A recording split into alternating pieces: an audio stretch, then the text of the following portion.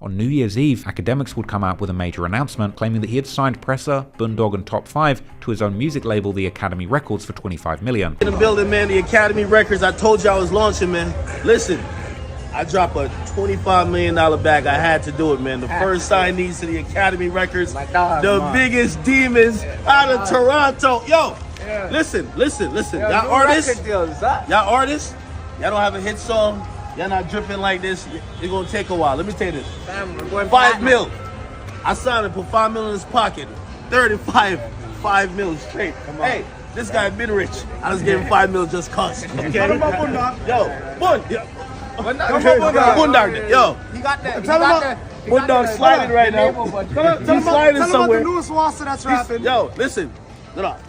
I had to give Boondogg 5 mil just for him to stop sliding. That was the only stipulation. No more sliding. It's over.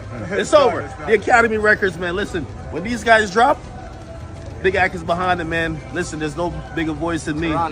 And let me tell you this. Whether this was trolling or not, Top5 was clearly moving up in the world, and in January, he could be seen hanging out courtside with none other than Drake himself, who had clearly ignored Wack 100's warning to stay away from his #1 shooter. And clearly Wack wasn't the only one who was seeing Drake's association with Top5 as problematic, with many commenting on social media how Drake should stay as far away from him as possible. These comments would get even more validity in late January 2025 when Top5 would be arrested again in Toronto, this time on gun-related charges. Toronto rapper Top5 was one of 2 men arrested in connection with a firearm investigation. However, even this couldn't stop Top5's rise, and already in mid-February, he was released on bail. Top5 would get straight back to balling, posting himself buying a new car for his sister, and only a few days later, Top5 was back on demon time, posting on his Instagram a picture of a chain that belonged to the CEO of the popular 6 Buzz TV media company in Toronto, and saying how the chain was taken because the owner had angered Boondogg. Around the same time, it would also be reported that Top5's GGG goons had attacked the Toronto rapper K-Money during a basketball game, with videos of the alleged jumping getting posted on social media. Top5 would then troll K-Money, posting himself with 2 championship wrestling belts while telling how they had given K-Money belt acts. Top5's clout chasing was working like a charm, and he was truly becoming a household name, with even the streamer Neon commenting on him on his stream, as he would be stunned to hear that Top5 was supposedly Drake's shooter.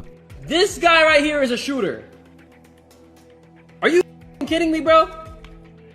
Now, Top5 was on a generational run when it came to clout chasing, and next, he would point his aim at a very big fish, none other than Drake's #2 enemy, Kanye West, who would get on Twitter to let everyone know that Top5 was calling him repeatedly and threatening to smoke him behind the scenes. And always classy, Ye would decide to throw his ex-wife and the mother of his children under the bus during this exchange, calling her that old white lady, while ranting how Top5's actions were going to get Drake tied up in a RICO case, echoing the warnings of Wack 100 and tweeting their messages openly telling the world how he was being threatened by Drake's shooter, while Top5 would tell Ye that he's crashed out for way less so that Ye should think what he would do to a billionaire. Ye would end up even dragging the rapper The Game into the beef, as he would notice that he had been commenting on Top5's post, with Ye deciding to burn the entire bridge with Game over those comments, as he would tweet how he's not going to executive produce the Game's new album anymore. And of course, Ye wasn't the only one getting his fair share from Toronto's top demon, as Top5 would reveal that the infamous former Atlanta dope dealer Big Meech had also slid into his DMs, with Top5 tagging Meech's new #1 enemy 50 Cent in the post to boost the cloutometer, and 50 would indeed bite and repost.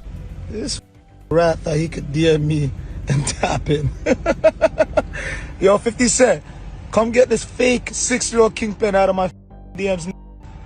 Should've worked a regular job like my father. Big Meech, big Screech. Yo, little Meech, call me little. And if that wasn't enough, Top5 would also call into No Jumper to discuss the bounty of his most recent clout campaign. So Ye just texted me right now, said he's coming to Toronto. Let's see if he's gangster enough. Let's see if Ye is gangster enough to walk in my city.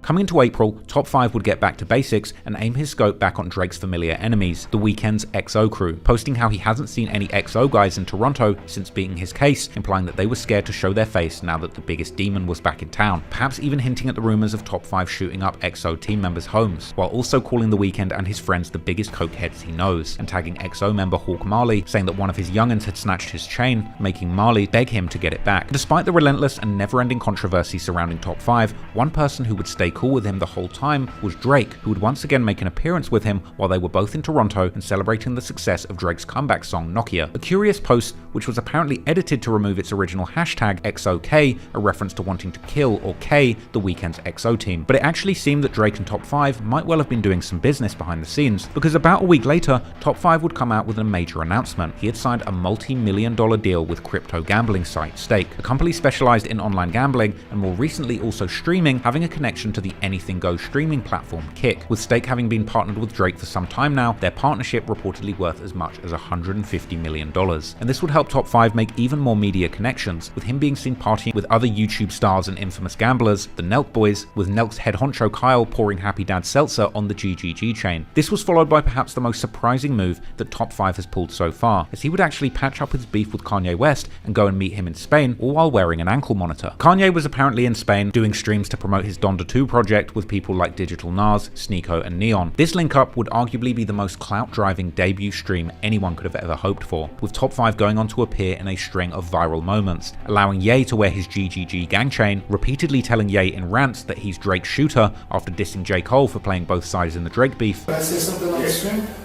J. Cole's a piece of he flew up the flag after the war got hot. You agree on that? Yes.